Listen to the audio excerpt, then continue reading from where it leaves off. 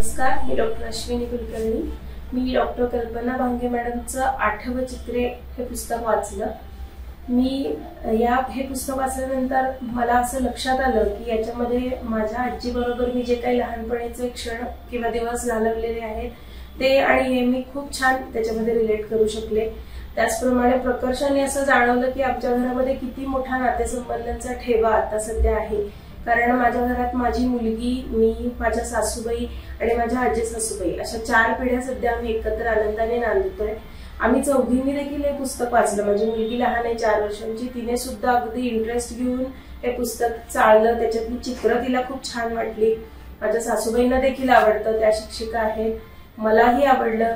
माझ्या आजी सासूबाईंनी देखील त्याच्यामध्ये अगदी भिंगाने हे पुस्तक अगदी वाचलं, इंटरेस्ट घेऊन त्यांनी सुद्धा ते पूर्ण केलं। विशेष म्हणजे त्यांचं वय आता 98 वर्ष आहे। यामध्ये मॅडमनी ज्या काही आठवणी त्यांच्या गोवलेल्या आहेत एकामागोमाग एक अगदी छान सुसंबद्ध पद्धतीने अशा त्या आहेत। मला असं वाटतं की अगदी आबालवृद्धांना आवडेल असं हे पुस्तक सर्वांनी अगदी जरूर वाचावं। पुस्तक वाचलं, खूपच छान आहे, अतिशय सोप्या भाषेत आहे। पुस्तक वाचून आमच्याही सगळ्या जुन्या आठवणी जागृत झाल्या आणि पुन्हा आपणही काहीतरी लिहावं अशी प्रेरणा निर्माण झाली।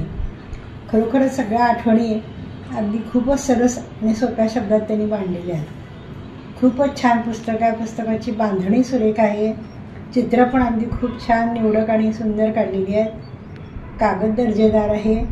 पुस्तक एकंदर खरंच आठवणींना उजाळा देणारं मिळालं।